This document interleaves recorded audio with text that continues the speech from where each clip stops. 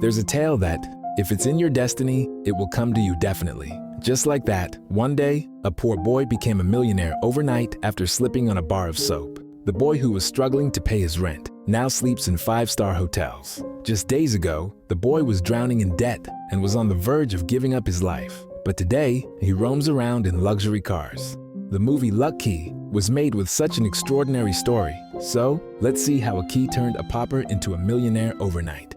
This boy's name is Jisung, and he's drowning in so much debt that it's impossible for him to repay it even if he wants to. Desperate to erase all memories of his loved ones, he burns all their photos. Unable to find a way out of his miserable life, he decides to hang himself. As he struggles with the noose around his neck, there's a knock on the door, and a woman says, "Hey dear Jisung, open the door. I've cooked some delicious noodles for you." Hearing this, he thinks to himself, why not eat one last meal before I die? With this thought, he opens the door and finds his landlady standing there. Since he's been dodging her for months without paying rent, she used the promise of noodles to lure him out. The landlady angrily says, "You scoundrel! It's been ages since you've paid rent, yet you came out just hearing about noodles. You're leaving my house today. The room is filthy, and you haven't bathed in who knows how long. You stink." Jisung, embarrassed, quickly shuts the door and goes back to attempting to hang himself. But then he thinks, since I haven't bathed in days, why not take a shower before dying?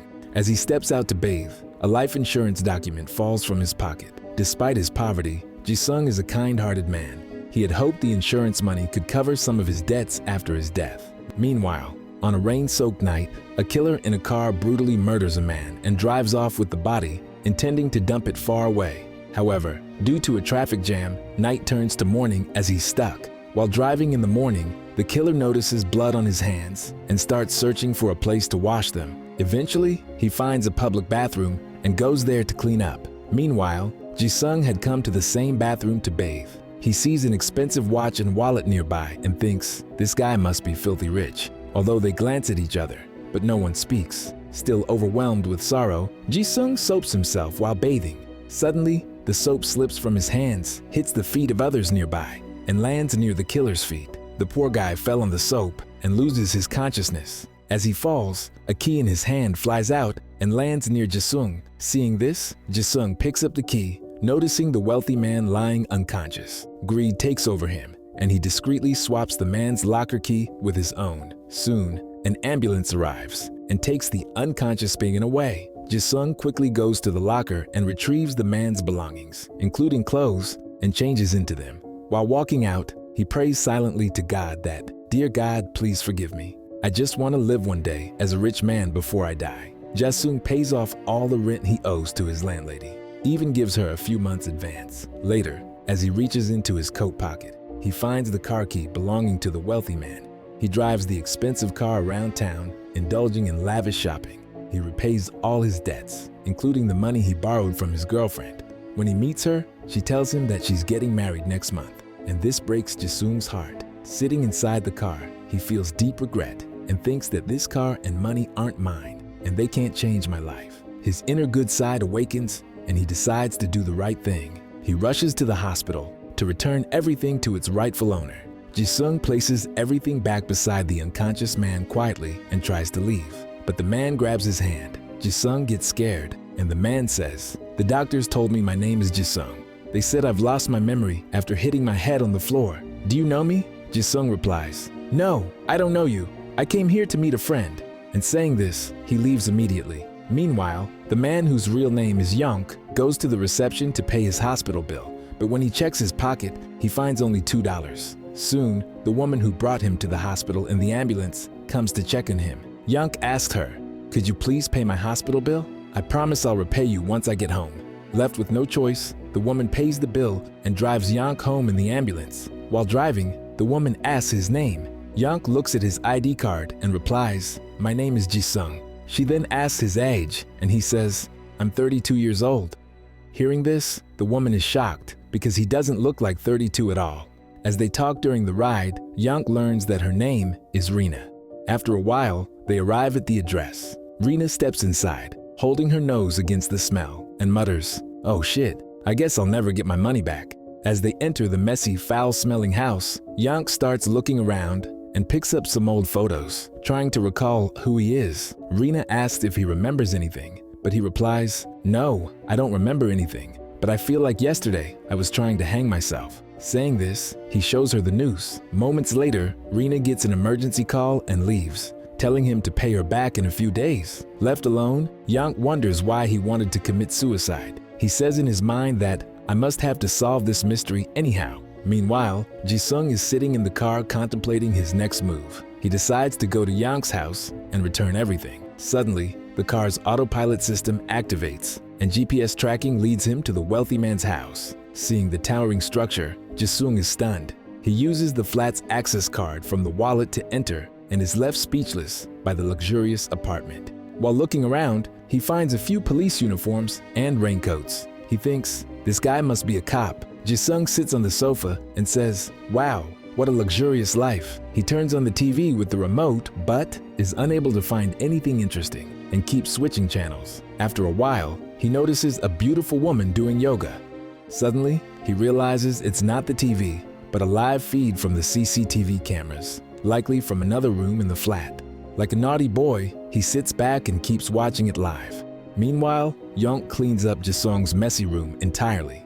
Determined to rediscover himself, he grabs a notebook and starts noting down details like his name and age. He knocks on neighboring doors for information, but no one responds. Just then, a man arguing with his wife steps out. Yonk tries to talk to him, but an argument breaks out, escalating into a fight. Surprisingly, Yonk beats the man like a modern kung fu master and takes the man down. Did you know that even if people lose their memory, muscle memory doesn't fade? It stays for lifelong. Yonk starts to believe that he might have been a kung fu master in the past. Meanwhile, Ji-sung comes to Young's house and eats expensive food. He makes the whole room dirty and falls asleep on the couch. Suddenly, he wakes up and notices on the CCTV that the woman is trying to kill herself with a knife. Ji-sung attempts to call emergency services, but soon realizes that she's just acting out a scene. On the other hand, the woman who lent Yonk money heads to his place, and upon entering the room, she finds him collapsed on the floor. Actually, he had tried smoking for the first time in his life and ended up vomiting.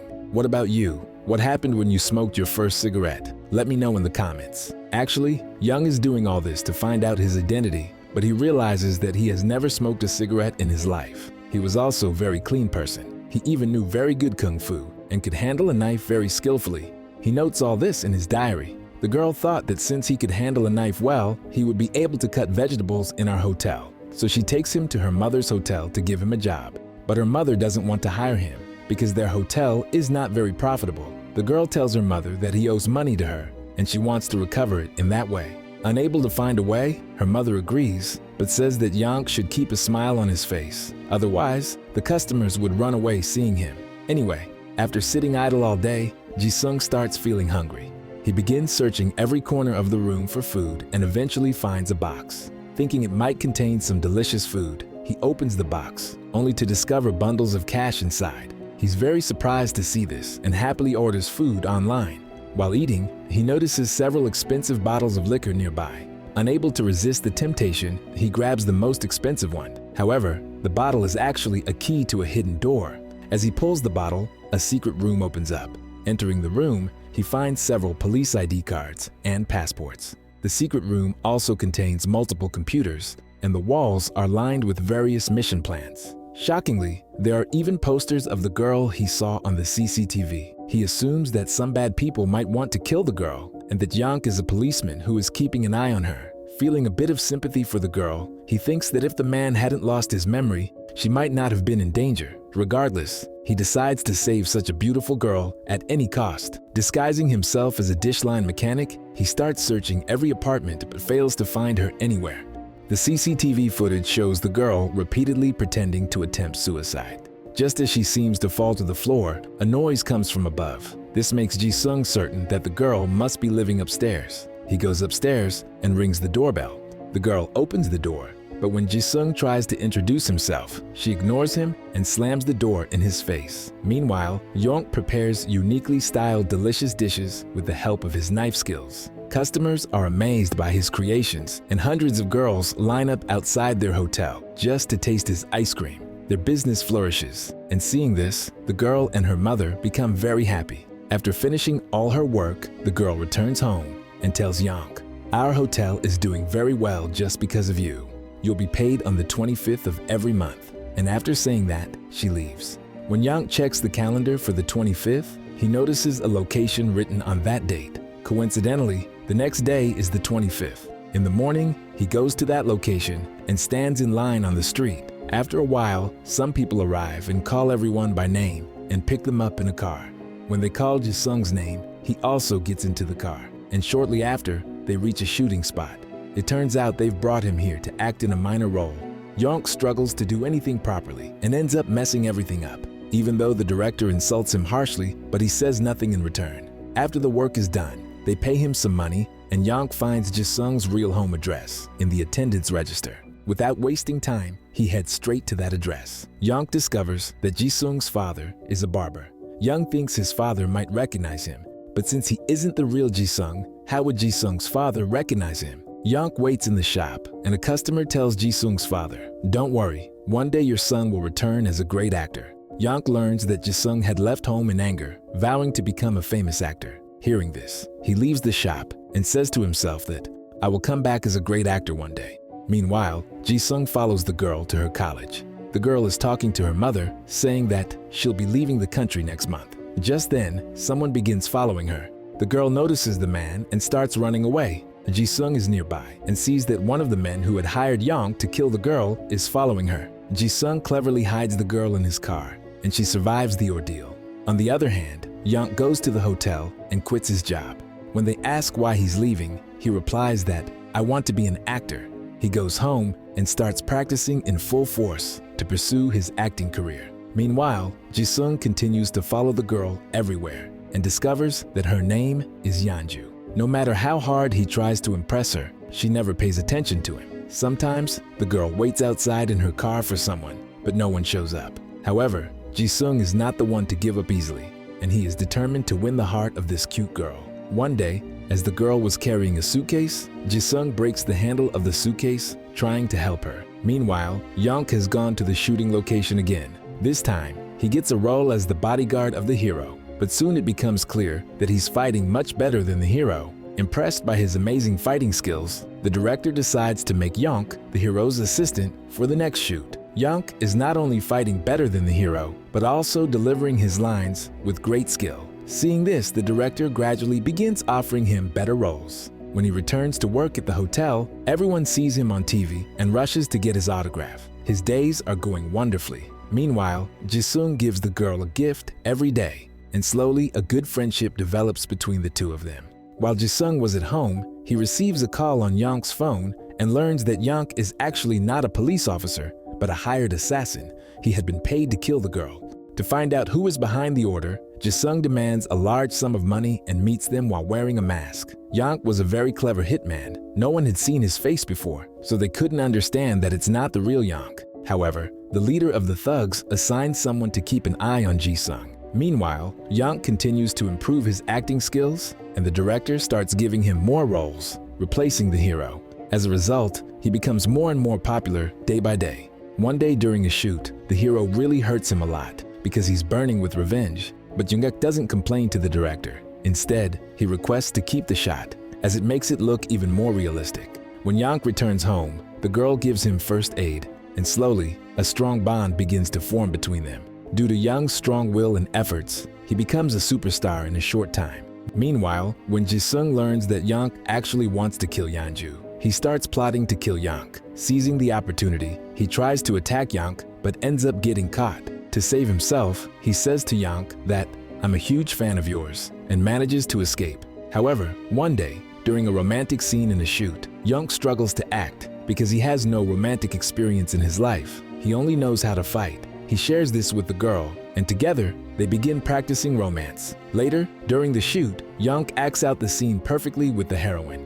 Yeonju goes out with his luggage on a Thursday like every other day. Jisung tells her, "The person you're waiting for will never come. In fact, if he does, you'll be in danger." Yeonju then asks him why he has been following her all this time. Jisung says, "I love you so much," and after saying that, he hugs her tightly. This information reaches the leader of the thugs immediately, and he hires a new hitman to kill them both. Yonk's life was going well. He spent time traveling around with everyone. One day, while he is traveling with everyone, it suddenly starts raining, and unexpectedly, his memory returns. He remembers that he isn't Jisung, his name is Yonk. He quickly goes to his apartment, and seeing the mess in the house, he realizes that the boy from the public bathroom did this. Then he quickly meets with Yeonju. Jisung tries to stop him and says to Yeonju that he's a hitman. He was hired to kill you. But Yonk responds, "What do you know about me? Everything has been ruined because of you. Everyone thinks I'm a killer, but even though I take money to kill, I don't actually kill people. I save them and send them to another place." Just like that, I wanted to save Yeonju by making it look like she committed suicide. But I lost my memory and everything got messed up. Now the only way to help her is to send her abroad. He tells Yeonju that there's a plan to kill this fool along with you too. Jisung says, "Nobody cares if I die." And Yang says, "What are you saying? Don't you even think about your family? Your father prays every day that you can become a good actor." After thinking for a while, Yang says, "I have a plan. If the three of us pretend to die, we can get out of this mess easily." Yang returns home and tells the girl that "I've regained my memory, but I can't involve you in my life." The next day, Jisung pretends to kill Yeonju, and that's when Yang arrives at the scene. The gang leader is shocked, wondering how two killers can be hired to take down one person. One of the gang members explains that the new killer was hired to eliminate both the old killer and the target. Everything was going according to plan until the girl from the restaurant shows up looking for Yonk. Despite Yonk's efforts to convince her to leave, she refuses to go back. Then they cleverly drop a container on them, and the gangsters think they are all dead. After that, Yonk never returns to his old life. Instead, he continues living as Jisung and establishes himself as an actor. He even helps the real Jisung to get opportunities in acting too. At the end of the story, what do we learn? Through willpower, people can achieve anything. We are the architects of our own destiny. I hope you guys enjoyed the video. Let me know your thoughts about this movie in the comment below. And if you like my video, please hit the like button and subscribe for more.